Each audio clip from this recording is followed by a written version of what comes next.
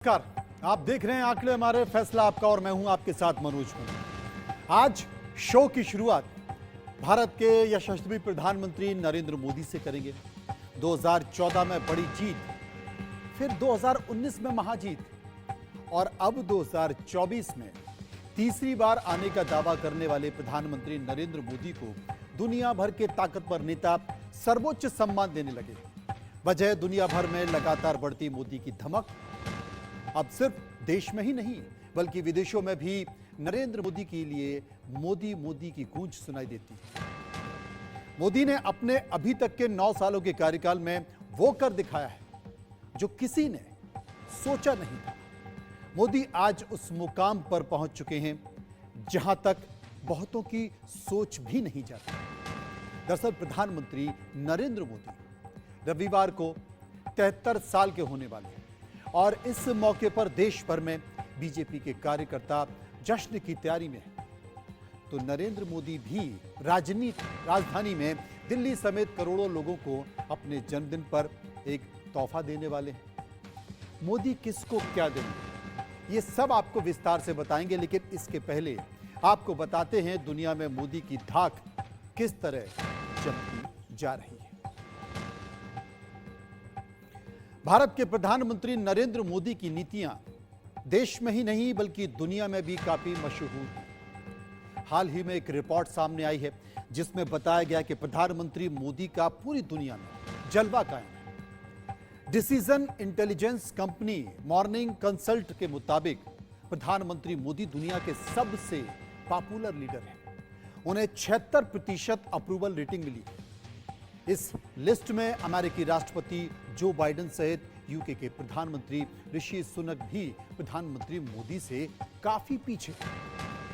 Global leader approval rating tracker पर 76% लोगों ने प्रधानमंत्री मोदी के नेतृत्व को स्वीकार किया है। यह है देश के प्रधानमंत्री नरेंद्र मोदी की धमक जो पूरी दुनिया में साफ तौर पर सुनाई दे रही है। लेकिन इन सब के बीच दुनिया भर में मोदी का फिर से डंका बजने लगा है। केंद्रीय गृह मंत्री अमित शाह ने ट्वीट करके लिखा है, मॉर्निंग कंसल्ट सर्वेक्षण से पता चलता है कि वैश्विक नेताओं के बीच प्रधानमंत्री नरेंद्र मोदी जी की लोकप्रियता बेजोड़ है। ये सिर्फ विदेश नीतियों में मोदी सिद्धांत की सफलता का प्रमाण है। प्रधानमंत्री नरेंद्र मोदी को वैश्विक स्तर पर मान्यता प्राप्त हुई है। ये प्रधानमंत्री मोदी के लाखों लोगों को गरीबी से बाहर निकालने की निर्विवाद उपलब्धियों की वैश्विक मान्यता है। ये प्रधानमंत्री मोदी के अटूट प्रयासों का परिणाम है। ये लोगों की प्रधानमंत्री मोदी के प्रति अटूट विश्वास की वैश्विक मान्यता है। ये किसने लिखा है? सोशल मीडिया एक्स पर किसी और ने नहीं बल्कि देश के गृह मंत्री अमित शाह ने लिखा है। वहीं केंद्रीय मंत्री पीयूष गोयल क्या कहते हैं वो भी सुनिए। अभी जो G20 की हमारे भारत की अध्यक्षता में जी की सफल शुरुआत की है। उन्होंने भारत से मिडिल ईस्ट से यूरोप के बीच एक आर्थिक corridor, India middle east Europe economic corridor, उससे हम पुनः जो पुराना स्पाइसेस रूट था उसको पुनः जागृत करते हुए इस क्षेत्र को और बल देंगे। पीयूष गोयल के बाद उत्तर प्रदेश के उप मुख्यमंत्री केपी मौर्य ने क्या कहा वो सुनिए।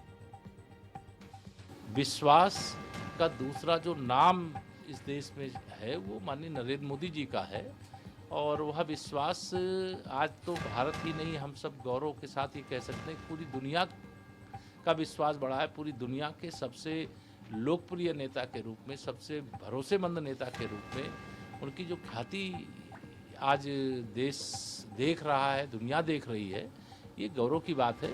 मैं यह मानता हूं कि तीसरी बार भी और चौथी बार भी, पांचवी बार भी, बार बार मोदी सरकार, बार बार भाजपा सरकार।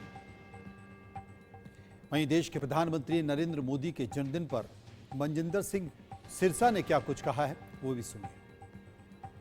प्रधानमंत्री जी ने इस देश को बदलने का काम किया और पूरी दुनिया के अंदर जो भारत की ताकत और परचम ऊंचा किया है, ये आज उसका नतीजा है कि भारत की जब दुनिया की रेटिंग हुई तो उसमें भारत के प्रधानमंत्री जिस स्तर पर पहुंचे हैं, आज वो अमेरिका के राष्ट्रपति और इंग्लैंड के प्रधानमंत्री को पीछे छोड़ गए हैं।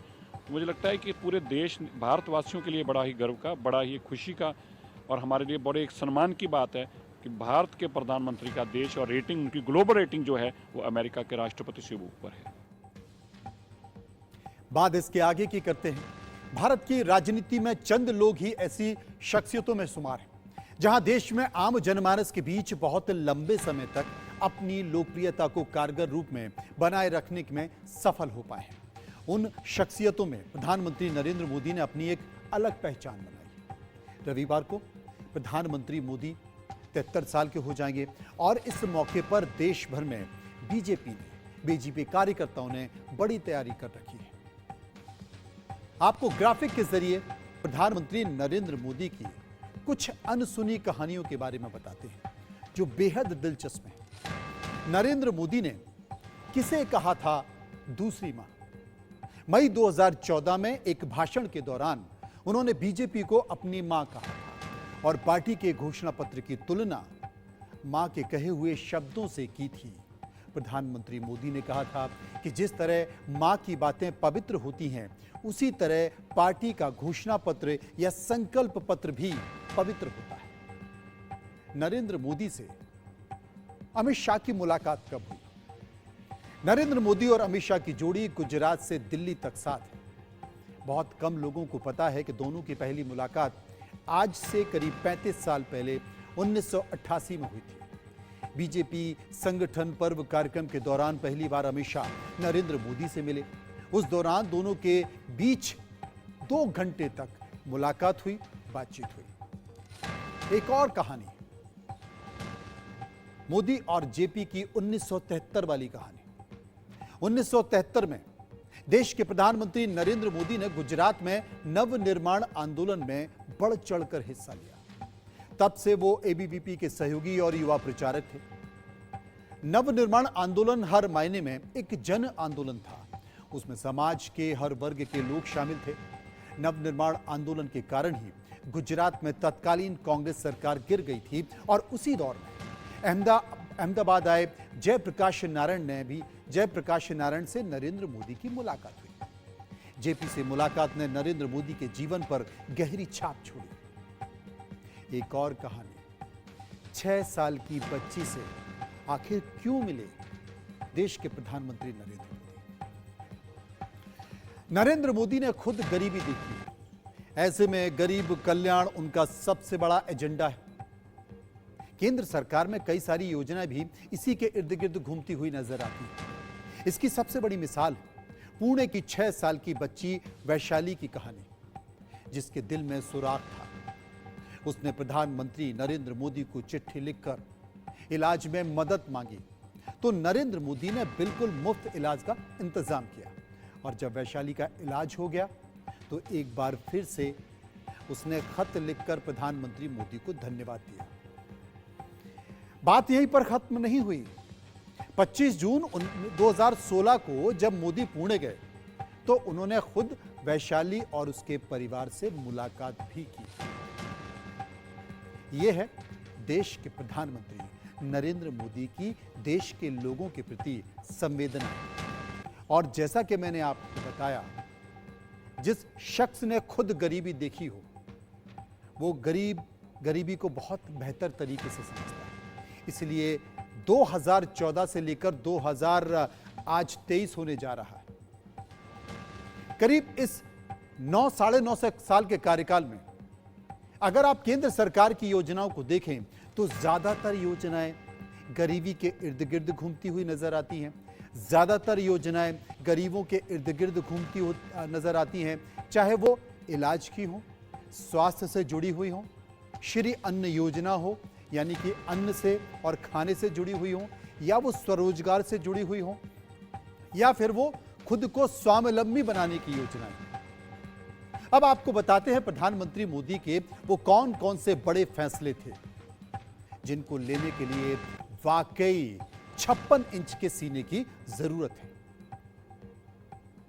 सबसे बड़ा फैसला नोटबंदी, उसके बाद आर्टिकल 370 को हटाना, 3 तलाक, महिला सशक्तिकरण से जुड़ा हुआ, जीएसटी, इसके साथ साथ सर्जिकल स्ट्राइक जिसमें दुश्मनों के दांत खट्टे हो गए, दुश्मन को मुंह तोड़ जवाब दिया गया, बालाकोट एयर स्ट्राइक, ये तमाम सारी योजनाएं।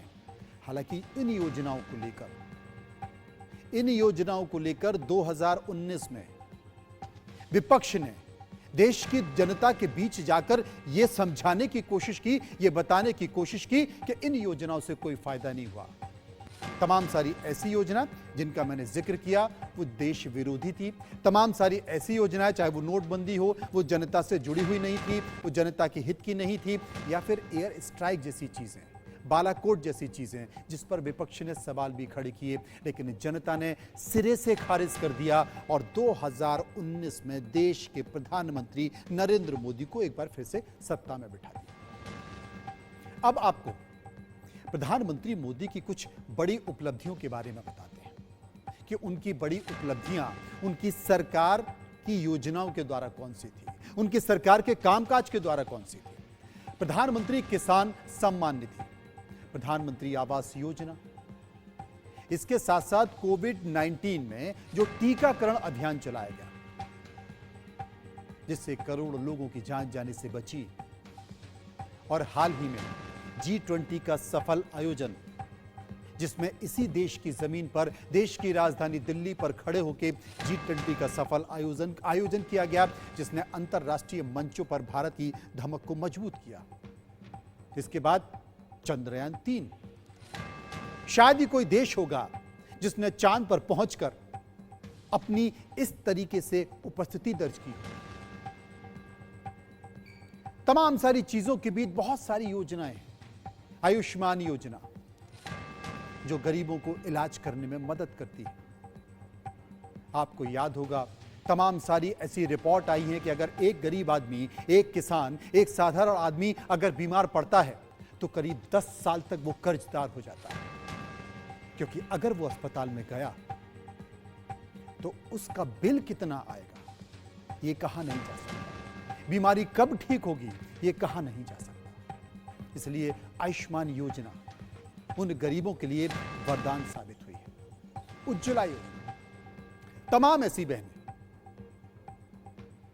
जिनका खाना बनाते बनाते आंखें सूख गई धुएं के कारण, और जब उनको उज्ज्वला योजना सौंपी गई तो उनके चेहरे पर एक मुस्कान साफ तौर पर दिखाई दी। प्रधानमंत्री आवास योजना, नल जल योजना, तमाम सारी योजनाएं, और इन योजनाओं के जरिए आप ये कह सकते हैं कि देश के प्रधानमंत्री नरेंद्र मोदी ने एक बेहतर उपस्थिति इन 9.5 साल के कार्यकाल में दी है। एक बार फिर से चुनाव आने जा रहा है और देश के प्रधानमंत्री अपनी उपस्थिति दर्ज कर रहे हैं। ये कह सकते हैं देश के प्रधानमंत्री नरेंद्र मोदी शुरुआती दौर में इमरजेंसी के समय से सक्रिय हुए, उसके बाद वो आरएसएस से जुड़े, आरएसएस से जुड़ने के बाद वो बीजेपी के संगठन से जुड़े और गुजरात में अपनी उपस्थिति देते हुए वो राज्य के मुख्यमंत्री बने। करीब 4 बार वो मुख्यमंत्री रहे और 4 बार के मुख्यमंत्री रहते हुए उन्होंने गुजरात की जनता को भरोसा दिया, और उसी भरोसे ने 2014 में देश के प्रधानमंत्री नरेंद्र मोदी को देश की सर्वोच्च सत्ता पर पहुंचाया, प्रधानमंत्री पद पर पहुंचाया, प्रधान सेवक के पद पर पहुंचाया। उसके बाद 2019 में फिर देश के प्रधानमंत्री जनता के बीच गए, और शायद यह पहली बार था कि किसी पार्टी को या किसी चेहरे को लगातार दूसरी बार सबसे ज्यादा बहुमत में सरकार ने पहुंचाया। और अब एक और चुनाव आने जा रहा है, कई सारे फैसले हैं, लेकिन पक्ष विपक्ष के बीच आरोप प्रत्यारोप का दौर चल रहा है, और यह चुनाव परिणाम ही बताएगा कि कौन सच है और कौन गलत है। लेकिन इन सब के बीच एक योजना है जिसका सभी को इंतजार है। कल बहुप्रतीक्षित विश्वकर्मा योजना लॉन्च होने वाली है, और इस योजना के कामगारों को बहुत लाभ मिलने वाला है। पूरे देश में एक साथ ये योजना शुरू हो जाएगी। कुल 70 मंत्री 70 जगहों पर तैनात रहेंगे। भारत सरकार के 3 मंत्रालय इसे मिलकर लागू करेंगे। एमएसएमई, कौशल विकास और वित्त मंत्रालय कामकाज शुरू करने के लिए कामगारों को महज 5% सालाना ब्याज पर सरकार न केवल लोन उपलब्ध करा रही है बल्कि टूल्स खरीदने के लिए पैसे भी दे रही है। ये हुनर के लिए सरकार हुनरमंद बना रही है, उसके लिए ट्रेनिंग भी दे रही है। इसके अलावा स्टाइपेंड के तौर पर रोजाना 500 रुपए भी आपको मिलेंगे। करीब 145 जातियों को, ऐसी जातियां जो हुनर में माहिर हैं, उनको लाभ मिलने वाला है। वो कौन कौन है? वो बढ़ई हैं, वो राजमिस्त्री हैं, वो कुम्हार हैं, वो लोहार हैं, या ऐसे कामों में लगे लोग हैं जो उत्थान के विकास के मुख्य धारा में जोड़ने का प्रयास किया जा रहा है। लाभ प्रदान कर आत्मनिर्भर बनाने की सरकार की यह कोशिश रही है। रजिस्ट्रेशन की प्रक्रिया भी काफी आसान है और ये फ्री भी है। दरअसल पहले कामगारों को पहले महंगे ब्याज दरों पर भी लोन नहीं मिलते थे, लेकिन अब सस्ते ब्याज दरों पर न केवल लोन मिलेंगे बल्कि इसके साथ कई और सुविधाएं भी मिलेंगी। इस ओर पहले किसी केंद्र की सरकार का ध्यान नहीं गया।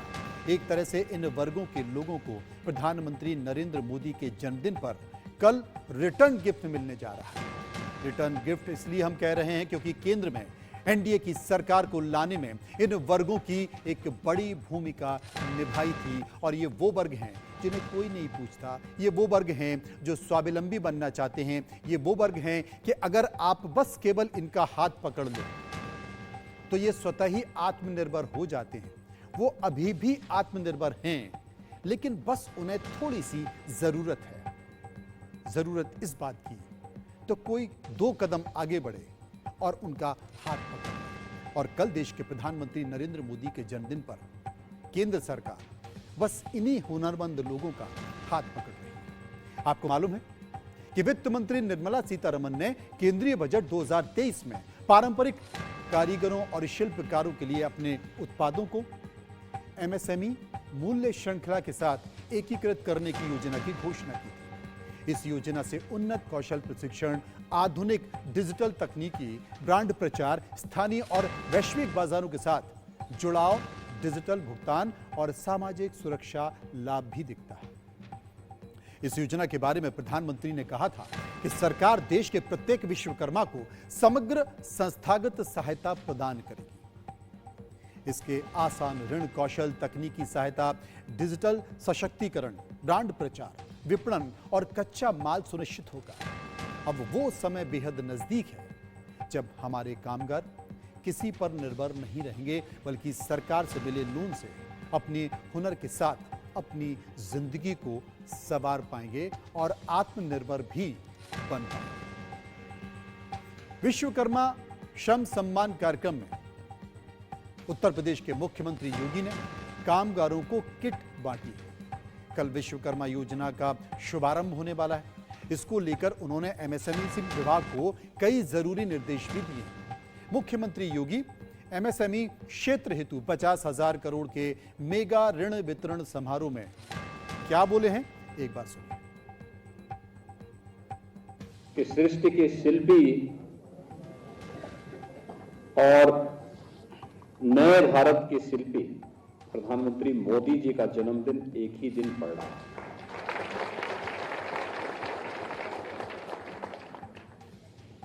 भगवान विश्वकर्मा ने अगर इस सृष्टि की रचना की है तो मोदी जी ने नए भारत की रचना में 140 करोड़ लोगों के जीवन में परिवर्तन करने के लिए भी व्यापक अपने विजन के माध्यम से भारत को एक नई दिशा की ओर अग्रसर किया है। और आज इसीलिए एक तरफ विश्वकर्मा जयंती और दूसरी तरफ नए भारत के शिल्पी के जन्मदिन की पूर्व संध्या पर, क्योंकि कल भारत की एक बड़ी योजना का शुभारंभ प्रधानमंत्री जी करेंगे जो हस्तशिल्पी और कारीगरों के लिए अत्यंत उपयोगी होने वाली है। उस दृष्टि से राज्य शासन के द्वारा संचालित इस योजना को पूर्व संध्या पर हम लोगों ने किया है। विभाग को इसके लिए मैं धन्यवाद देता हूं। ये योजना कितनी महत्वपूर्ण है? प्रधानमंत्री विश्वकर्मा योजना की 10 बड़ी बातें क्या हैं? एक बार हम अपने दर्शकों को बताते हैं। 17 सितंबर प्रधानमंत्री खुद इस योजना को लॉन्च करने वाले हैं अपने जन्मदिन के दिन। विश्वकर्मा योजना विश्वकर्मा जयंती पर पूरे देश में शुरुआत होने जा रही है। 70 जगहों में, देश भर के 70 जगहों पर 70 केंद्रीय मंत्री इस योजना के कार्यक्रम के तहत तैनात रहेंगे। 17 सितंबर को प्रधानमंत्री मोदी का जन्मदिन भी है। जैसा कि मैंने आपको बताया, केंद्र सरकार के 3 मंत्रालयों ने मिलकर इस योजना को बनाया। कौन से मंत्रालय हैं वो? एमएसएमई, कौशल विकास मंत्रालय और वित्त मंत्रालय। 18 भिन्न भिन्न व्यवसायों को में लगे कामगारों को इसका लाभ मिलेगा। और कुल कितने कामगारों को लाभ मिलने जा रहा है? 30 लाख कारीगरों को इस योजना का सीधे लाभ मिलने जा रहा है। अगले 5 सालों में 13,000 करोड़ रुपए इस योजना पर, माफ कीजिए, 13,000 करोड़ रुपए इस योजना पर खर्च होंगे। कामगारों को सस्ता लोन, ट्रेनिंग, रोजाना 500 रुपए भी दिया जाएगा स्टाइफंड के तौर पर, कि अगर आप ट्रेनिंग ले रहे हैं तो ऐसा नहीं है कि आपको कोई पैसा नहीं मिलेगी, बल्कि ट्रेनिंग के समय भी आपको 500 रुपए दिए जाएंगे। विश्वकर्मा योजना को और बेहतर तरीके से समझाते हैं। असल में ट्रेडिशनल कामगार, ये ट्रेडिशनल कामगार जो आपके गांव में होते हैं, सुदूर इलाकों में होते हैं, शहरों के अलग अलग इलाकों में होते हैं, शहर से दूर इलाकों में होते हैं, उनकी आर्थिक मजबूती के लिए इस योजना को बनाया गया है। मॉडर्न टेक्निक के बारे में इस योजनाओं को जानकारी दी गई है, उनको शामिल किया जाएगा। मसलन ब्रांड का प्रमोशन किया जाएगा और डिजिटल पेमेंट भी किया जाएगा कि अगर कोई कुम्हार है, वो मिट्टी के अच्छे बर्तन बनाता है, उसको पेंटिंग करता है, तो किस तरीके से उसका ब्रांड बनाया जाए, किस तरीके से लोकल से ग्लोबल मार्केट में उसे जोड़ा जाए कि और उसकी डिजिटल व्यवस्था की जाए, सोशल मीडिया पर उसकी मार्केटिंग किया जाए।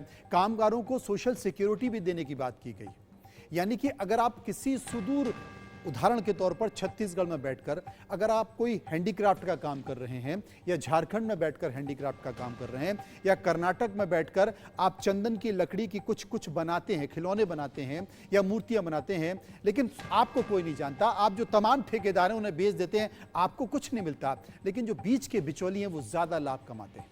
अब जब सरकार इन तमाम लोगों को सीधे डिजिटल से जोड़ देगी, डिजिटल प्लेटफॉर्म से जोड़ देगी, तो आपका वही सामान आपको दुगने पैसे देगा। यह है सरकार की विश्वकर्मा योजना, जिसे मजबूत बनाया जा रहा है।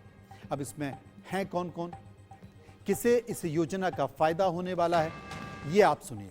कारपेंटर, आपने सुना होगा, कारपेंटर, नाव बनाने वाले, लोहार, इसके साथ साथ ताला बनाने वाले, हथौड़ा और टूल किट के निर्माता भी, सुनार, मिट्टी के बर्तन खिलौने बनाने वाले कुम्हार, मूर्तियां बनाने वाले लोग, मोची, राजमिस्त्री, लकड़ी की डलिया बनाने वाले लोग, चटाई बनाने वाले लोग, झाड़ू बनाने वाले लोग, पारंपरिक गुड़ियां बनाने वाले लोग, लकड़ी के, मिट्टी के, लोहे के खिलौने बनाने वाले लोग, नाई, मालाकार, धोबी, दर्जी, मछली का जाल बनाने वाले लोग, मतलब ऐसे जितने भी ट्रेडिशनल काम करने वाले लोग, वो सभी इस योजना से सीधे जुड़ जाएंगे।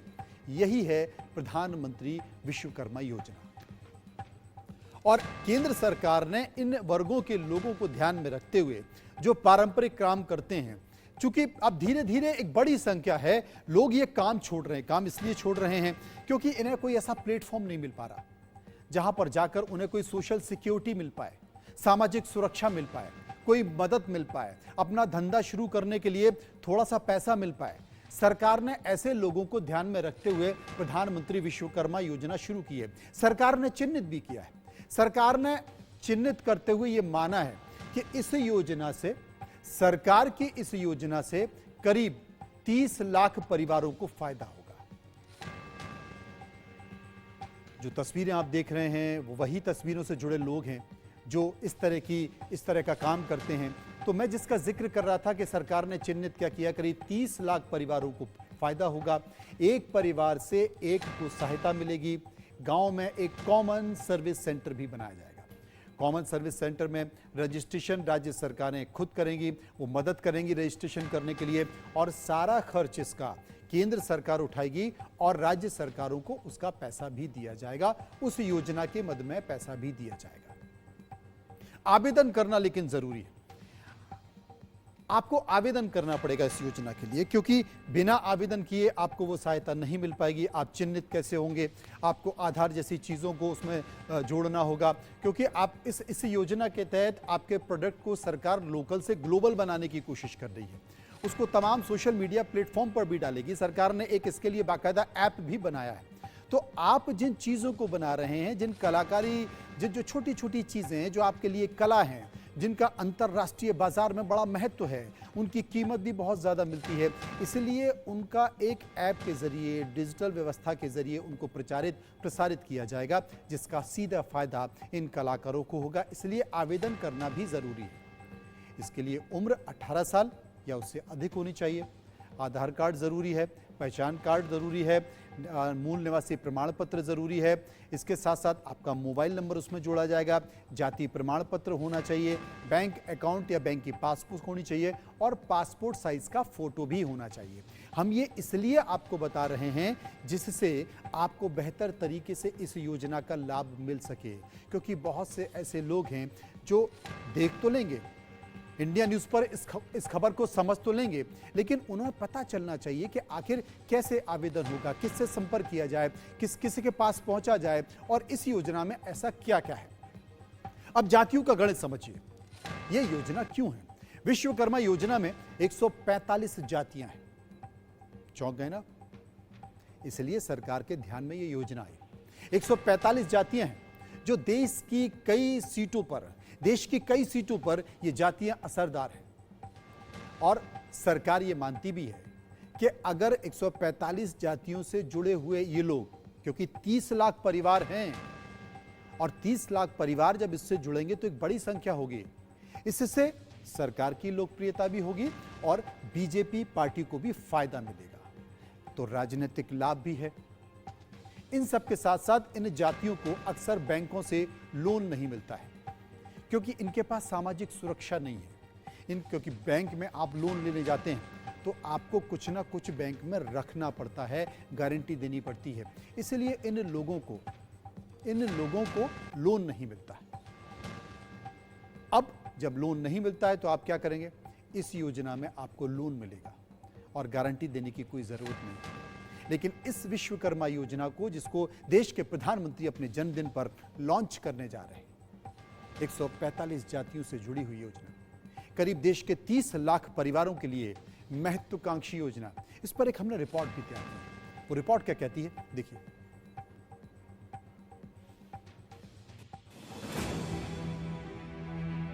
प्रधानमंत्री विश्वकर्मा योजना, एक योजना जो बदल देगी कामगारों की किस्मत।